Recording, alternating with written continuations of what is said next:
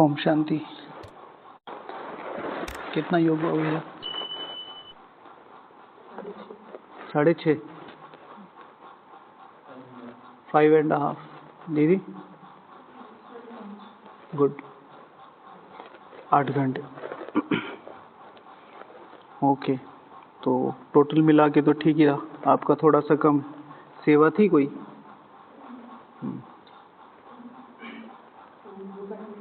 हाँ, ओके, कोई बात नहीं। अच्छा, ओके। क्या बताया बाबा ने आज मुरली में विशेष?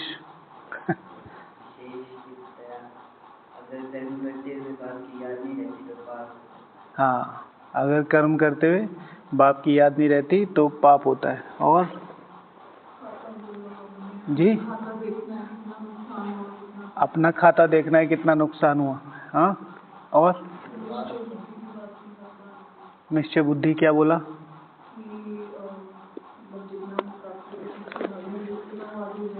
हाँ, निश्चिंत रहो। ओके। और माता जी क्या बताया बाबा ने?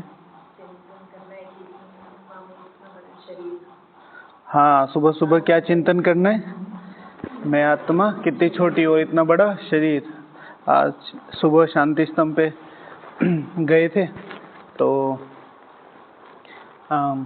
मतलब कोइंसिडेंसली वहाँ पर थोड़ा हवा फ्रेश लगती है तो सोचते हैं कि कुछ अच्छा ही कर लें, नींद आने के चांसेस कम होते हैं, तो काफ़ी ठीक रहा। तो वो तो बाद में मैंने मुरली पढ़ी 4 बजे, पौने 4 बजे, लेकिन उससे पहले अभ्यास कर रहे थे आत्मा का। ख़ास तौर से परम धाम वाला मुझे ज़्यादा अच्छा लगता है। तो मतलब खूब मज़ा आ रहा था। जो बाबा कह रहे थे ना, तो पढ़ के तो खुशी होती है कि भाई चलो जो कर रहे थे वो आया, लेकिन सुबह सुबह का जो आत्मा का अभ्यास है ना वो अलग है। जैसे मैंने सोचा है कि लिख के करेंगे, मतलब आधे घंटे के लिए, आधे घंटे में 10 बार, यानी कि हर 6 मिनट में 1 बार, या हाँ हाँ, और उसको रियलाइज़ करना। सिर्फ ये नहीं कि 10 बार या 50 बार लिख लेना, मैं आत्मा हूँ, और फिर रियलाइज़ करना, मैं आत्मा हूँ, फिर रियलाइज़ करना। और फिर उसके साथ जो स्वमान है, भले ही कोई प्री रेडी मत रखो, लेकिन फिर भी पता होना चाहिए कि मैं आत्मा किसकी बात कर रही हूँ। वो तो आप सबको पता ही है, एम एंड ऑब्जेक्ट विशेष, कि भाई ये एम एंड ऑब्जेक्ट है और मैं इसकी बात कर रही हूँ कि मैं कौन सी आत्मा। तो वो बहुत अलग इम्पैक्ट डालेगा। 1-2 चार्ट पहले हमने किया था। अच्छा, और कुछ बताना है? हाँ, आज तो बारिश हो रही थी। अच्छा, आप गए थे? हाँ, विजयंती। हाँ हाँ, निश्चय बुद्धि विजयंती। तो बाबा जब ऐसे योग में अनुभव कराता है तो पता चलता है कि बाबा हमारे आसपास है। सबसे बड़ी बात है, इस समय सारे लोग पुरुषार्थ करना चाहते हैं, लेकिन एक चीज़ जो मेन प्रॉब्लम कर रही है अभी ब्राह्मणों के पुरुषार्थ में, वो है निश्चय। सबसे ज़्यादा, मतलब अभी दिन में भी फ़ोन तो आते ही रहते हैं, लेकिन जो भी अनुभव सुनाते हैं वो सुनाते हैं। कई बार एक अच्छा जो संगठन वाले हैं बहुत अच्छा बैठ के योग कर रहे हैं, पर फिर भी उस चीज़ पर कि वहाँ तक पहुँच जाएंगे ये नहीं लगता है, तो उसमें कहते भाई जी ऐसे। मैंने कहा कि तुम अभी कुछ मत सोचो, वैसे तो आज वरदान आया, लेकिन रेगुलर जब फ़ोन आते हैं, मैंने कहा कुछ मत सोचो, तुम ईमानदारी से लड़े, ये बहुत बड़ी बात है। ठीक है, फिर देश तुम्हें याद रखे ना रखे वो तो बात अलग है, लेकिन ये तो भगवान की बात है। तो जितना ज़्यादा हम अपनी ईमानदारी से लड़ेंगे बाबा, और बाबा ने ये इशारे दिए हैं, मुरली में इशारे दिए हैं, मुरली में बोला है।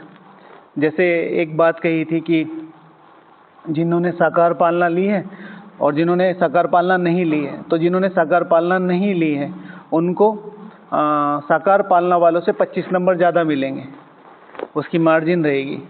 तो अगर हम इस चीज़ को देखें, बाबा ने उसके बाद कुछ चीज़ें और नहीं बोली, लेकिन अगर हम इस चीज़ को देखें उठा के, तो फिर तो बहुत सारी मार्जिन निकलती, लेकिन उसे देख के अपना पुरुषार्थ कमज़ोर नहीं करना है। ओके, तो वो चीज़ फिर हमें एकदम पार ले जाएगी। जैसे हमारी 10th क्लास में एक बहन आई थी, साउथ से, तो वो ना आधे सेशन के बाद आई, तो वो थोड़ी चुप रहती थी। तो हमने सोचा कि भाई ठीक है, पढ़ रही है, तो मैम ने कहा कि भाई तुम्हारा रिलायबिलिटी देंगे क्योंकि तुम 10th क्लास में हो तो तुम्हें तो मेहनत करनी है, 11th क्लास में तुम्हें तो मेहनत करनी है, लेकिन हम भी रिलायबिलिटी देंगे। तो उसने एकदम उठ के कहा कि नहीं मैम, मैं सारे उसकी पेपर्स दूंगी, मतलब क्या नाम है, पूरा कंप्लीट सेशन अटेंड करके मैं सारे कवर कर लूँगी। अब हम सारे क्लास में बैठे हम जो अब हमारा थोड़ा पढ़ने का जैसे कैसे होते हैं भाई लोग, तो हम देख रहे हैं मुँह। मैंने कहा कि हमारा तो ये नहीं हो रहा जो शुरू से कर रही है, अब आधे में आके कवर कर रही है। और मतलब पहली बार ऐसा था कि वो एक हमारी बहन थी जो फर्स्ट क्लास फर्स्ट आ रही थी, बचपन से हमारे साथ थी, हम नर्सरी से एक ही स्कूल में थे, वो भी में हम भी, कभी सेकंड नहीं आई वो। उस सेशन में उसको फर्स्ट, वो सेकंड आई। उसके बाद तो फिर उसने भी जोर लगा दिया, तो फिर वो पीछे सेकंड नंबर पे आ गई। तो ऐसे तो मेहनत क्या करनी है। बाबा कहते हैं कि मैं तुम्हें 25 नंबर कम दूंगा। नहीं बाबा, आप सेवा बताओ, आप आज्ञा करो, हमें 125 में से देना। हम कल को आपके ऊपर कोई ऐसे उंगली ना उठा दे कि नहीं ये तो बाद में आए तो इनको रिलायबिलिटी दी है, हमारे टाइम पे आते तो दिन को पता चलता, जब कुछ भी नहीं था हम पैदल जाते थे, वो सारी चीज़ें। हमें 125 में से नंबर देना, हम तैयारी करेंगे 125 की, रेस्ट अप टू ड्रामा।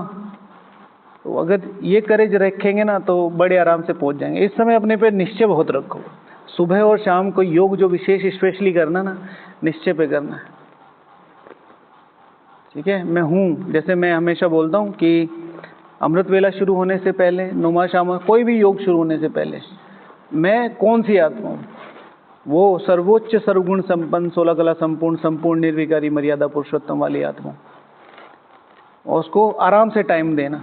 हमें जाना तो कहीं है नहीं, ऐसा तो नहीं है कि आधा एक घंटा अगर इस चीज़ में निकल गया तो हमारा शाकाश देना रह गया, ये देना रह गया, नहीं, ऑटोमेटिकली है वो प्रोसेस।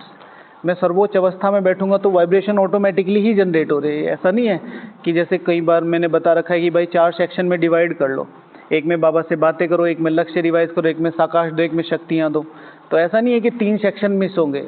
अगर आप अपनी अवस्था में टिक गए तो वो ऑटोमेटिकली वो सारे काम कर ही रहे जो आप करना चाहते हो, ठीक है, बैक टू बैक। इसलिए अपने पर पूरा निश्चय रख के चलो कि कर सकते हैं। और इस समय तो अगर आंखें बस ये नेत्र खोल के देखो, आपको बहुत क्लियर दिखाई देगा। ये नेत्र खोल के, 3rd आई है ना, ये खोल के देखो। जो मतलब मैं तो नहीं कहता सो कॉल्ड, लेकिन फिर भी जो बहुत अच्छे पुरुषार्थी हैं वो हैं, बहुत सारी चीज़ें, सब लोग हैं, लेकिन वो जो एक पर्टिकुलर बात है कि हाँ ये हिट होनी चाहिए, वो हो ही नहीं रही है। तो फिर सारी चीज़ें है ना भाई, आप मधुबन की तरफ आ रहे हैं, आप रोड भी आ गए हैं, आप शांतिवन के बाहर भी हैं, आपके पास लेटर नहीं है तो और आपको बाहर स्टे मिल गया तो आपको मज़ा नहीं आएगा। आप मधुबन आ गए, आप अंदर जा रहे हो, आपने खाना भी खाया, सब अलाउ कर दिया उन्होंने, अकोमोडेशन नहीं मिली, आपको मज़ा नहीं आएगा, घर वाली फीलिंग नहीं आएगी। यही सेम इसमें, आप स्वर्ग में पहुंच भी गए, चलो बहुत अच्छा, कोई अपनी कॉन्शियसनेस में रखे कि मैंने अव्यक्त स्थिति बनानी है, सेवा करनी है, श्री लक्ष्मी श्री नारायण के आसपास तक भी पहुंच गए, पर वो जो मज़ा है साथ में, वो फिर अलग ही बात होगी। हाँ, कहने की ताकत आती है। इस रूम में आप बैठे हैं, आपके फ्रेंड, श्री कृष्ण जरा पानी लाना आती है, वो रिस्पेक्ट एकदम से जनरेट हो जाती है कि नहीं ऐसा नहीं कहेंगे, है ना, कितनी बड़ी अथॉरिटी है, हमारा बाबा है, नहीं, फ्रेंड है, फ्रेंड है। मनमोहिनी दीदी जी को देखा है, मनमोहिनी दीदी जी की बुक्स और मुरलियाँ पढ़ो, खासतौर से उनके 2-3 अनुभव वाले सेशन है ना, ऑनलाइन भी पढ़े, अभी आएंगी कुछ दिनों में, 1-2 तो हमने भेजे, वो पढ़ के देखो क्या रिलेशन था दीदी जी का। तो ऐसा नहीं है कि हम नहीं वो क्रिएट कर सकते, जाहिर सी बात है, वो श्रीमत में एकदम पक्की भी थी, नाम ही दूसरा श्रीमत था, लेकिन वो जो उनका लहजा था ना बाबा के साथ, ऑर्डर माना ऑर्डर, ऐसे करती थी। हालांकि बाबा ने कुछ चीज़ें बताई हैं उनके बारे में कि भाई आप भविष्य में श्री कृष्ण की माँ बनेंगी, और ये चलो वो तो डिफरेंट है। हाँ, ये अभी बाबा आपका हाथ पकड़ के चलता है, भविष्य में सॉरी उनके लिए विशेष बोला है बाबा के वर्षन, तो उससे एक प्रिडिक्शन लगाया लोगों ने। और क्योंकि स्वयं साकार बाप दादा बोल रहे हैं तो फिर बहुत बड़ी बात है। अभी ये तुम्हारा हाथ पकड़ के तुम इनका हाथ पकड़ के चलती हो, भविष्य में ये तुम्हारा हाथ पकड़ के चल गए, बस इतना कहा है। तो उस तरीके से कंसिडरेशन आज ही हम बात कर रहे थे, बाबा ने कल परसों कहा ना स्थापना के लिए, तो राजा का बेटा होगा श्री कृष्ण, तो यानी कि ये सब तो हटना पड़ेगा। ये वाले राजा थोड़ा ही होंगे साहूकार वाले, रियल राजा होगा। मतलब जो भी होगी, लेकिन स्थापना तो यहाँ होगी ना। तो कितना बड़ा परिवर्तन है। अब देखो सारी दुनिया चल रही है, ऑन पॉलिटिक्स चल रही है, इन सबको हटाना, सारे कैओस को हटाना, फिर राजधानी स्थापन करना, और इतना बड़ा वैसे काम भी नहीं है। अगर देखो तो इतिहास उठा के देखो अपना यज्ञ, तो कितना लगा स्टेब्लिश होने में, मैक्सिमम 10 साल। उधर से उठाया, इधर लाए, काम शुरू किया। वो तो थोड़े बहुत पेपर ड्रामा अनुसार है, उधर फिर हमारी शक्तियाँ इतनी हो जाएंगी तो वो कोई आ नहीं पाएगा। तो इसलिए अपने को तैयार करो, कुछ भी मत करो ना सारे दिन। एक मतलब मेरा एक पर्टिकुलर सेंटेंस ये है कि तुम पूरे दिन कुछ भी मत करो ना, तभी भी ये मत सोचो कि मैं नहीं कर सकता। कोई भी रीज़न रहा हो, जैसे आज पूरा दिन अमृत वेले सोते रहे, फिर मुरली में भी नींद आती रही, फिर आपने सेवाओं में भी गुस्सा किया, फिर आप नुमा शाम इधर उधर घूमने चले गए, फिर आपको भोजन में भी पूरी बातें की, सारा दिन ही गड़बड़ गया। एक चीज़ ध्यान रखो, कोई बात नहीं, कल से फिर लड़ेंगे, क्योंकि माया का मेन काम है संकल्प तोड़ना।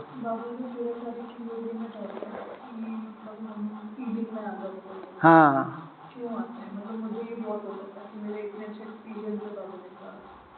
प्योरिटी को लेकर भी कुछ ऐसा नहीं है, इसलिए वो मैं फीलिंग में छोटी मतलब सबके साथ में कोई भी कुछ नहीं बोलता है, मतलब देखो भाई भाई कुछ थोड़ा भी बोलता है। लेकिन इसमें इस तरीके से भी एक है कि क्षमा याचना करिए, आपने पुरुषार्थ के लिए टाइम निकालिए, वो ठीक है। सपोज टू भी किसी ने बोल दिया, दीदी कह रहे, और फिर आपको फीलिंग आ गई तो आपने क्षमा याचना कर ली। कई बार कर्म भोग होते, ये भी ठीक है। लेकिन दूसरी बात ये भी है कि अगर कोई बोल रहा है तो कई बार, जैसे मैं कहता हूँ कि भाई ये खराब है, तो ये कौन बोल रहा हूँ? मैं बोल रहा हूँ। अब यही आत्मा बाबा के सामने बैठी है और बाबा कह रहा है स्नेह के सागर पात्र बच्चों से मिलने हैं। अब एक ही आत्मा है और दृष्टि दो हैं, तो इसमें उसके योग की भी कमी हो सकती है। तो बस अपने को, हाँ, प्रॉब्लम ना करके कि मुझे थोड़ा सा और अपलिफ्ट करना, अपने को उस निगेटिव फीलिंग में ना ले जाके चेकिंग वाली फीलिंग में रखा गया। बस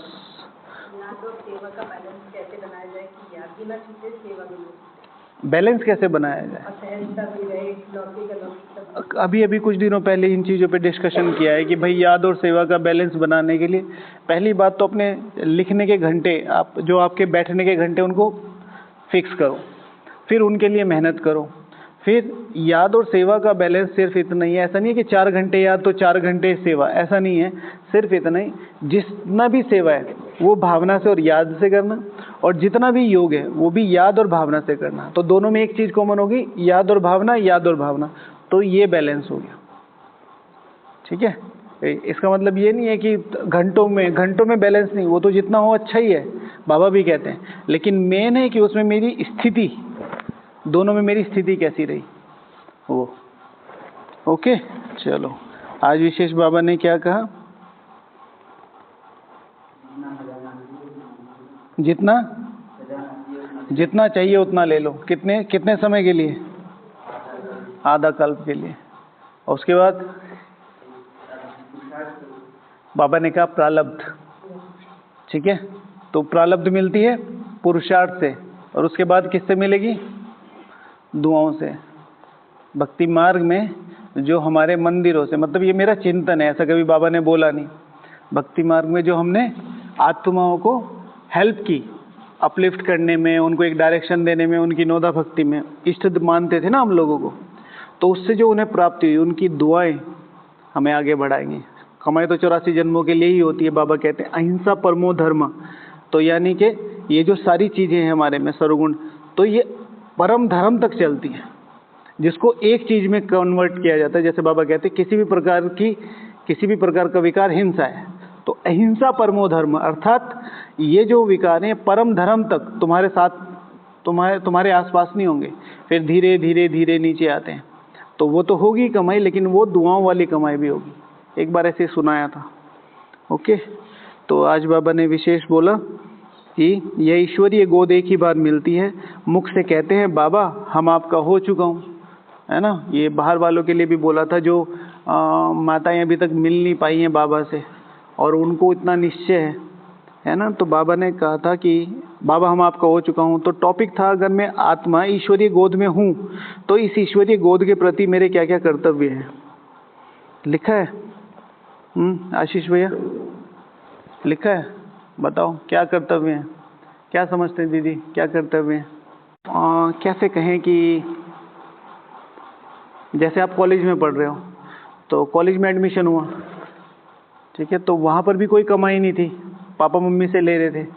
लेकिन अब तो कॉलेज कर लिया, नौकरी लग गई, अभी भी मम्मी पापा से ले रहे हो, मधुबन में आ गए और अभी भी मम्मी पापा से ले रहे हो, फिर तो थोड़ा सोचने वाला है कि वो ठीक से पढ़ाई हुई नहीं है कल से, है ना। अभी 2-3 दिन है, अच्छे से पुश करो, शेड्यूल बनाओ कि कम से कम एटलीस्ट इतने लेवल तक बैठना है, देन फील द गैप। अच्छा, हाँ, हाईली मोटिवेटेड रहना, ओके। गोद से उसका क्या रिलेशन है? हाँ, मुझे रिटर्न करना है ये गोद। किसने पूरे काल चक्र में, आज कुमार भाई आए हुए थे, उनसे मिल रहे थे, तो किसी की सैलरी 2 लाख, किसी की सैलरी 3 लाख, किसी की सैलरी कुछ, किसी का बिजनेस, कोई बिजनेस के साथ सैलरी भी ले रहे हैं ऐसे। और फिर उसमें से एक भाई बोलते हैं कि भाई जी लेकिन आपके जैसे जो शांत दिमाग है ना, वो नहीं रह सकता। हम यहाँ पे भी बैठे, चलता रहता है, जॉब के आंसर करने हैं, मेल्स के आंसर करने हैं, कस्टमर्स के आंसर करने हैं। तो मैं भी उन्हें यही बोला कि हम भी वहाँ पर जैसे जॉब करते थे, सब कुछ था, लेकिन यहाँ से जो एक ये है ना, अभी जैसे मैं यहाँ बैठा हूँ, मुझे दुनिया की कोई चिंता नहीं, मुझे किसी का लाना नहीं, ले जाना नहीं, कोई रिस्पॉन्सिबिलिटी नहीं, कुछ नहीं, सब बाबा ने अरेंजमेंट कर रखे है। मुझे जाना है, अपना शेयर निकालना है और फ्री हो जाना है। तो ये बहुत बड़ी अचीवमेंट है, ठीक है। तो इसके लिए ये ऐसी गोद हमें मिली है, तो इसके लिए अब आज ही दीदी का फ़ोन आया, तो दीदी जी ने बोला, उनका वॉइस नोट कि आज मैं बहुत दिनों के बाद फेसबुक पे गई, तो 3-4 चीज़ें स्क्रॉल की और तीनों चारों में कहीं पेड़ गिरा हुआ है, कहीं पानी भरा हुआ है, कहीं मर्डर हो गया, कहीं वो हो गया। और फिर उसके बाद जो उनका लास्ट सेंटेंस आता है वो ये आता है कि हमें बाबा ने कितने सुखी रखा हुआ है, हालांकि रहती वो वहीं है। तो कितनी बड़ी बात है, बाबा अभी भी हमें वो चीज़ें फील नहीं होने दे रहा है। दुनिया में क्या नहीं चल रहा है, क्या नहीं चल रहा है, कितना डिस्टर्बेंस है, कितना अलॉट। अगर आदमी अगर थोड़ा सा ऊपर उठ के देखे ना, तो कुछ भी नहीं बचा इस दुनिया में, पागल हो जाएगा देख के। और हम जैसों को तो बाबा इतना कि भाई तुम उधर सोचो ही नहीं, सब बंद कर दो। तो इसलिए इसकी वैल्यू करने के लिए हाईली मोटिवेटेड रहना कि भाई इसका रिटर्न देना है। हर किसी को मिलती नहीं है। गोद की कहानी है, बाबा ने यहाँ बुला लिया, स्वीकार कर लिया, सेवा दे रहा है, ये बाबा की गोद ही है। हम मुरली सुन पा रहे हैं, ये बाबा की गोद ही है। पूरे काले चक्र में मैं, भगवान मुझे अलाउ कर रहा है कि तुम मेरे सामने बैठ के सुन लो, ये गोद ही है। तो बाबा पहले गोद देते थे जो भी नए बच्चे आते थे, तो बाबा तो फिर क्या कहें, जानी जाननहार कहें या पूरा स्कैनर थे, अंदर बाहर सब दिख जाता था। तो कोई आ गया होगा इन्फ्लुएंस में। आज भी देखो ये भट्टी वाले आए, मुझे इतना ख़राब लगा, एक भाई वॉशरूम में सही नहीं हो, मतलब मुझे नहीं पता दीदी क्यों उठा के ले आती है ऐसों को, क्या कारण है, स्मोक कर रहा था वो। तो मैंने तो किसी को कहा नहीं, चलो सबका अपना पार्ट है क्या है, लेकिन दीदियों को इस चीज़ का सिलेक्शन करना चाहिए कि किसको ला रही हैं वो, ठीक है। थोड़े से इन्फ्लुएंस में होकर दीदी ने अपना कितना भाग्य गंवा दिया, ये दीदी को भी नहीं पता होगा। वो आत्मा जिसके भी बराबर में बैठेगी वो बचेगी थोड़ा ही, उसके वाइब्रेशन उसको भी इफेक्ट करेंगे। तो वो बच्चा आया और टीचर बहन के साथ ही आते थे, 2 होते थे, 3 होते थे, 10 तो बहुत बड़ी संख्या, आपने सुना ही होगा। तो वो आगे होते जा रहे हैं, सब लोग मिल रहे हैं, आगे होते जा रहे हैं। तो चंदमणि दादी थी, शायद चंदमणि दादी थी या कोई जो भी था, वेल। तो बाबा ने कहा कि बाबा गोद तब दे जब मम्मा को बच्चे को गोद में ले। मम्मा ने शक्तिशाली दृष्टि दी टीचर बहन को कि भाई देख लो तुम, ये बात मेरी नहीं है, बात है ये जगदम्बा सरस्वती की गोद है, लेना है कि नहीं लेना है। टीचर बहन ने नजरें नीचे कर ली, ये जी मुझे नहीं पता, अपने आप देखो। तो फिर उसको गोद नहीं दी। और फिर उसके बाद वो शायद भाई फिर कभी आए भी नहीं, जैसे कि क्लासेस में एक्सपीरियंसेस बताते हैं, वो तो चलो दूसरी बात है ही। अब जो आत्मा यहाँ आके ऐसे कर्म कर रही है वो दोबारा आ पाएगी? नहीं आ पाएगी। लेकिन इसमें उस आत्मा की गलती नहीं कही जा सकती। जो आत्मा स्मोक कर रही थी वो उसकी गलती नहीं है, जो ले गया है उसकी गलती है। उसने एक आत्मा के जन्म जन्मांतर को खराब कर दिया। अब इसका सारा बोझा किस पे है? निमित्त पे है। इसलिए हमेशा ध्यान रखना चाहिए भाई, आज नहीं चला जाएगा कल चला जाएगा, कल नहीं चला जाएगा परसों चला जाएगा। जस्ट बिकॉज ऑफ आपको सीट भरनी है, ये तो आप मतलब आप जैसे सेंटर और अपना घर है, जैसे अपना घर है वैसे सेंटर समझो, और जैसे सेंटर है वैसे मधुबन समझो। अगर अपनी घर वाली फीलिंग मधुबन में नहीं आ रही है तो फिर पुरुषार्थ नहीं ऊपर उठ सकता।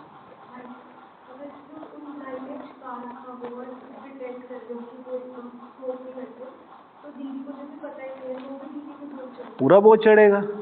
आपको टीचर बनाया क्यों? आपको सीट क्यों दी है? आप एचआर हैं, तो एचआर का मतलब क्या है भाई? आपको ऐसे सिलेक्शन कंपनी को देने हैं ताकि कंपनी अपलिफ्ट करे, और आप ऐसे कामचोर आत्माओं को सिलेक्शन दे रहे हो और सैलरी भी हम दे रहे हैं, तो फिर तो कंपनी नीचे जाएगी।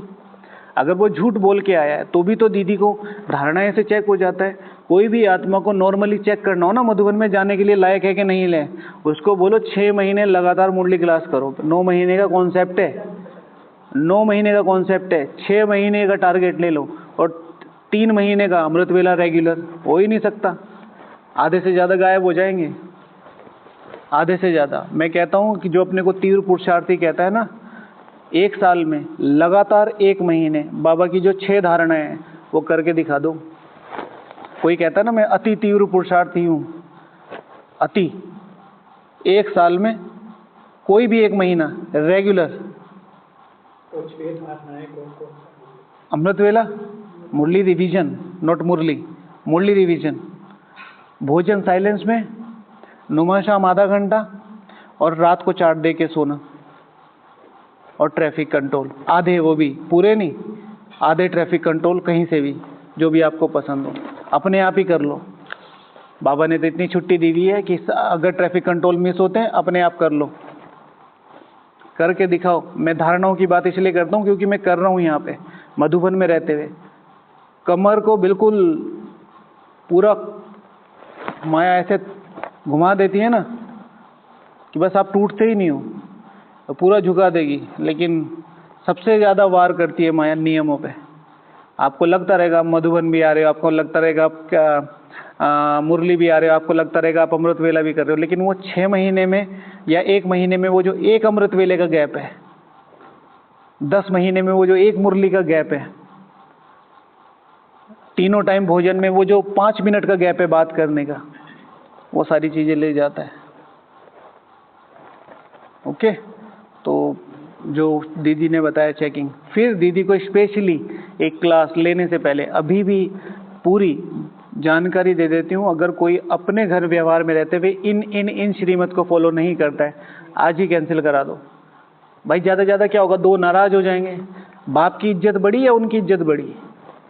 और कल को उन्होंने दिखाया। आज हमारे यज्ञ की बहुत बड़ी एक टीम निज़ार भाई जी संभालते हैं।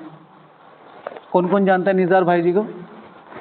हाँ, निज़ार भाई जी फ्यूचर ऑफ पावर का एक पूरा सेक्शन संभालते हैं। उसका खर्चे से लेके, उसका अरेंजमेंट से लेके पूरी एक टीम है।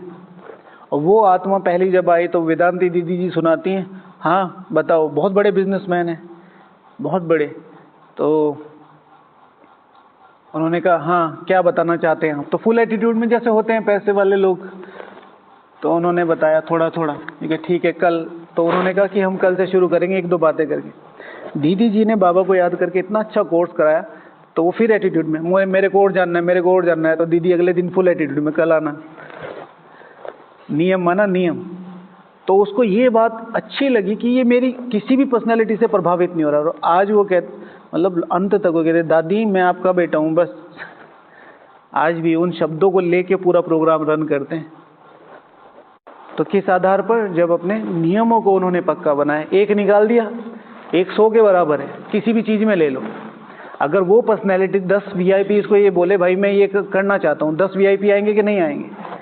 वो पर्सनैलिटी अगर अपने स्थूल सहयोग में से भी आधा % भी सोचे साल में एक बार कि मुझे इतना देना है, तो हमारे हजारों ब्राह्मणों से ज़्यादा हो सकता है। मन से कर ले, जब उसका एक बार मन समर्पित हो गया, बहुत सारी बातें। तो इसलिए धारणाओं से कॉम्प्रोमाइज़ नहीं।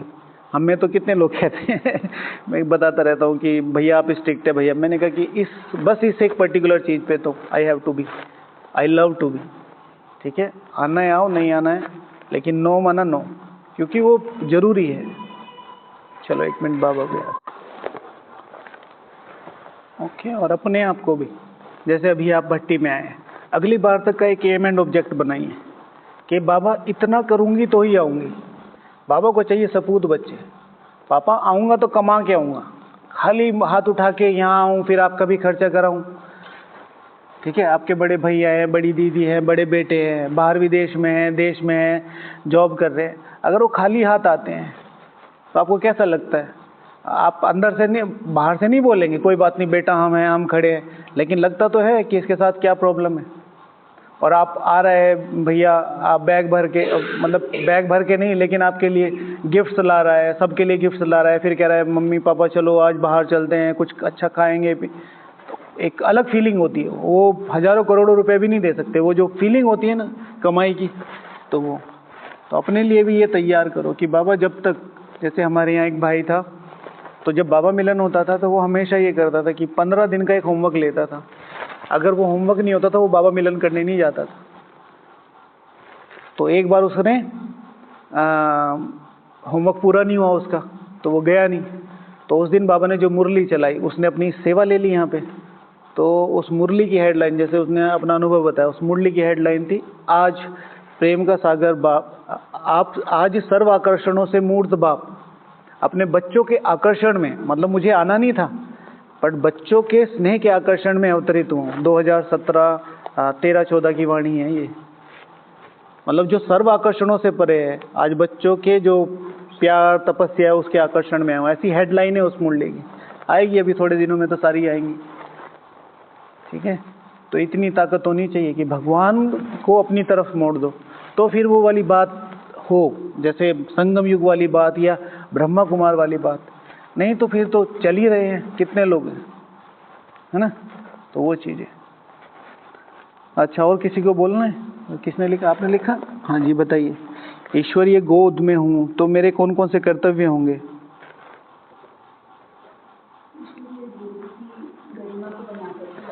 हाँ, इसी पर डिस्कशन कर रहे थे भैया, इनका पॉइंट यही था।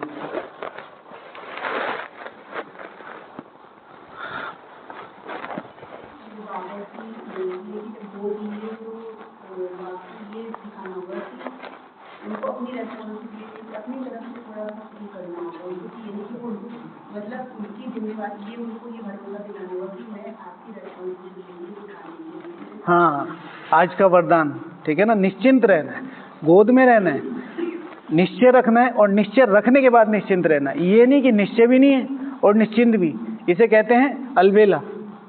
निश्चय पूरा है लेकिन निश्चिंत है। जैसे अभी शुरू में बताया ना, मेरा सारा दिन कुछ नहीं हुआ, लेकिन शाम को चार्ट देते हुए निश्चय जरूर रहना चाहिए कि बाबा मैंने अपना 100% देने की कोशिश की, वो हुआ नहीं, मैं कल से फिर से शुरू हो जाऊंगा। ठीक है, एक वाणी सुनाता हूँ आपको। आज थोड़ा सा पढ़ रहा था, मुझे बहुत अच्छी लगी तो मैंने सोचा आप लोगों से शेयर करूँगा। थोड़ी सी है, मुझे दीदी ने भेजी थी, फिर मैंने पढ़ी। आपको उस चीज़ में वो आएगा समझ में। सभी के मन में बाप से प्यार तो 100% से भी आगे है, और बाप का प्यार भी हर बच्चे से है, चाहे वह गिरता है चाहे चढ़ता भी है, खेल करता है, फिर भी बाप का प्यार है। बाप खेल देखकर समझते हैं कि यह थोड़ा नटखट बच्चा है। सब बच्चे एक जैसे तो नहीं होते, कोई नटखट, कोई गंभीर, कोई रमणीक होते, कोई फास्ट नेचर के होते हैं, फिर भी तो बच्चे हैं ना। बच्चा शब्द अति प्यारा है, बच्चा शब्द अति प्यारा है। जैसे आप सबके लिए बाप शब्द प्यारा है, तो बाप के लिए बच्चे प्यारे हैं। बाप कभी भी कोई भी बच्चे से दिल शिकस्त नहीं होते, सदा शुभ उम्मीदें रखते हैं। और उसके बाद फिर और बड़ा पॉइंट है, लेकिन तुमने कल क्या किया मुझे फ़र्क नहीं पड़ता, तुम ईमानदारी से मुझे बता रहे हो तो मेरी रिस्पॉन्सिबिलिटी है। मेरी तुम्हारे में शुभ इच्छा भी है, शुभ भावना भी है और मैं तुम्हें मदद भी करूँगा, but on the basis of, कल की मुरली लास्ट पैराग्राफ क्या, हाँ क्या करेगा, हाँ सच्चा और ऑनेस्ट बच्चा क्या करेगा, चार्ट देगा। कर्मातीत सहज बनना है तो क्या करो, चार्ट दो। व्हाट इज चार्ट, सच्चाई। आज बाबा ने कहा ना सच्चाई रखो अपनी, तो सच्चाई से चार्ट देना। मेरे ये संकल्प चले, मेरे ये आया, मुझे ये क्रोध आया, मुझे सेवा में ये संस्कार खींचा, सारी चीजें। तो फिर उसकी बाबा जब आप रोज रियलाइज कर रहे हो, आप पापा को रोज जाके बोल रहे पापा मुझे 10 रुपये चाहिए, पापा मुझे 10 रुपये चाहिए, मुझे बाइसिकल लेनी, मुझे बाइसिकल लेनी। तो 1 साल तक जब आप पापा को बता रहे भाई इसको कोई जरूरत ही होगी, फिर देखेंगे भाई क्या हिसाब किताब है, तो दिलवाएंगे। आप कहते हो मैं बाइसिकल चाहिए मुझे, देनी हो दो, नहीं देनी हो मत दो, तो पापा दो कान के नीचे देंगे कि एक दिन नहीं, हर दिन ईमानदारी से। एक दिन तो बता दिया, अगले दिन आपको वो डिफिकल्टी हो रही है जो भी हो रही है, खास तौर से जैसे अमृत वेले में नींद आती है, योग में प्रॉपरनेस नहीं रहती है, सब शेयर करो। यही तो मौका है भगवान से के साथ संबंध निभाने का। और आपने लिखा है माता जी? नहीं, ओके, माता जी ने लिखा है, अच्छा आपको पता है। बोल, आज्ञाकारी बचकर, हाँ तो अच्छा तो है। ये गोद कोटों में कोई में भी कोई मिलती है, तो इस गोद में आज्ञाकारी बनकर रहना है। बाबा मुझे क्या कह रहा है उस चीज को समझ के चलना है कि बाबा ये आज्ञा पूरे कालचक्र में एक ही बार करेगी। अगर मैंने इसको एक बार मान लिया तो ये कल्प ऑटो लोड हो जाएगी, तो इस बार के लिए काम खत्म कर लेता हूँ, फिर अगली बार तो ऑटो में है। तो इस तरीके से उनकी आज्ञाओं को, और फिर पूरे कालचक्र में सिर्फ यही आज्ञा है जो हर आज्ञा, कभी भी आपको कोई आज्ञा देने वाला नहीं बनेगा। अगर भगवान की आज्ञाएं मान ली तो पूरे कालचक्र में कोई आपको आज्ञा देने वाला, ऑर्डर देने वाला नहीं मिलेगा। ठीक है, अंत का जन्म भी देखो ब्रह्मा बाबा जी का, कोई ऑर्डर दे रहा था? नहीं, रिक्वेस्ट, लक्की राज। हाँ बाबा ने मेरे को चुना है, हाँ, तो मेरी ये दिली ख्वाहिश है हाँ, कि बाबा के विश्व परिवर्तन के कार्य में हाँ, पक्का सहयोगी बने। सहयोगी बनना है। हाँ जी, ठीक, दादियों की तरह बोल रहे हैं तो है ना। अच्छा चलो,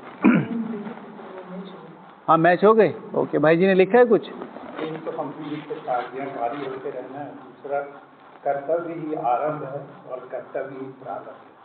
कर्तव्य ही आरंभ है, शुरुआत है, और कर्तव्य ही प्रारंभ। हाँ कर्तव्य ही प्रारब्ध है। और जाहिर सी बात है, आप अपना काम ईमानदारी से कर रहे, एक बार को सैलरी मिले ना मिले, आपके अंदर जो सेटिस्फेक्शन है अपने काम करने का, वो कोई छोटी मोटी बात नहीं है। मैं यहाँ जैसे मधुबन में रहता हूँ, शुरू में भी जो मेन बात हुई उसमें एक चीज़ जो मैंने बताई, आप लोग तब तक आए नहीं थे। सबसे ज़्यादा मुश्किल माया, जो सबसे ज़्यादा मुश्किल पुरुषार्थ है, कौन सा पुरुषार्थ है? सबसे ज़्यादा मुश्किल कौन सा पुरुषार्थ है? हाँ, निरंतरता का। निरंतरता का रोज हो जाएगा, अमृत वेला 1 महीने हो जाएगा, 1 दिन नहीं होगा। मुरली रोज होगी, 1 दिन बोरियत आती है, फिर वहां से शुरू होती है सारी चीजें, है ना। ओके, तो यही सारे पॉइंट्स है। बाबा की गोद का बच्चा बन के रहना है। तो बाबा की गोद पूरे कालचक्र में इससे ऊंची गोद नहीं होती, तो मुझे अपनी रॉयलिटी में रहना है। इस गोद की में, मैं किसकी गोद में हूँ, मैं कौन से घर का बच्चा हूँ, उसके लिए मुझे अपनी बुद्धि की चेकिंग करनी होगी कि अगर मैं इस बुद्धि से कोई निर्णय, कोई डिसीजन लेता हूँ और वो आता है, कर्मों में आता है, तो इस गोद की कितनी रिस्पेक्ट रहेगी। जैसे कहा ना, रिस्पेक्ट और करेजियस रहना है, तो इस गोद की इससे क्या वैल्यू बनेगी। फिर परफेक्शन, सबसे परफेक्ट गोद है, सबसे परफेक्ट पालना है, सबसे परफेक्ट ज्ञान है। तो अपने कर्मों में परफेक्शन लाते जाना। आएगा नहीं, लेकिन ऐसा नहीं है कि आएगा नहीं, एक बार करने से नहीं आएगा, लेकिन ऐसा नहीं होगा कि आएगा नहीं। ब्रह्मा बाबा को कितने साल लगे संपूर्णता प्राप्त करने में? हाँ, 33 की ड्यूरेशन है। आमतौर पे जो बाबा के अनुभव सुने जाते हैं, तो बाबा कहते हैं कि 2-3 साल से ही बाबा की जो स्थिति है बहुत ज़्यादा एलिवेटेड हो गई थी, उनकी चलन, उनके बोल, उनके सब कुछ। लेकिन कहेंगे तो कंप्लीशन तो फिर 33 में ही कहेंगे, है ना, 33 साल। तो कंटिन्यूस करते करते करते करते करते अब हमारे पास बहुत सारी चीज़ें ऐसी हैं जो हमें पता है। जैसे ब्रह्मा बाबा को अराउंड 9 इयर्स तक ये नहीं पता था कि ब्रह्मा और संपूर्ण ब्रह्मा कौन है, सूक्ष्म वतन क्या है, ये सारी चीज़ें नहीं पता था। हाँ, 60s में शिव लिंगम और शिवलिंग का कॉन्सेप्ट आया, ज्योति बिंदु स्वरूप, और अंगूठे का कॉन्सेप्ट हटा 1959 में। 1959 तक जो मम्मा की भी बुक छपी हुई है, हाँ, तो उसमें भी शिवलिंगम ही लिखा हुआ है। वो उसके लिए था जब मम्मा को इन लोगों को हटा रहे थे और भेज रहे थे। मुझे बहुत अच्छा लगा सुन के माना कि दृढ़ता, ये नहीं कि पार्टी से कुछ है, दृढ़ता, इतनी दृढ़ता चाहिए ना भाई, गलत को गलत बोलने के लिए ताकत चाहिए। और वो बुक छप रही है आज भी, वो बुक लंदन की लाइब्रेरी में और यहाँ तहाँ रखी है, तो इतनी ताकत चाहिए ना। तो परफेक्शन। फिर ये गोद मैंने कमाई है भक्ति मार्ग में, लेकिन यहाँ भगवान ने चुना है। मैं अपनी अकल, शक्ल, पैसा, पहुँच, पढ़ाई, परिवार, बैकग्राउंड सब देखूं, किसी भी सिनेरियो से क्या भगवान के लायक था, लेकिन भगवान ने वो इज्जत दी, तो अब उस भावना से भगवान के उस गोद का ख्याल रखना है। बाबा कहते ना, गोद से मत उतरा करो, उस भावना को संभाल के रखना है कि ये गोद बाबा ने मुझे दी है, इसकी रिस्पेक्ट करनी है। ओके, फिर बाद में नॉलेज, समझ, इस गोद की समझ होनी चाहिए कि इसमें क्या क्या हमें प्राप्ति हो सकती है। फिर संपन्नता, इच्छाएं, समय, और भी कई पॉइंट्स हैं। ठीक है, अभी टाइम हो गया, 3 मिनट ऊपर हो गया। ओके, कल मिलेंगे। ओम शांति।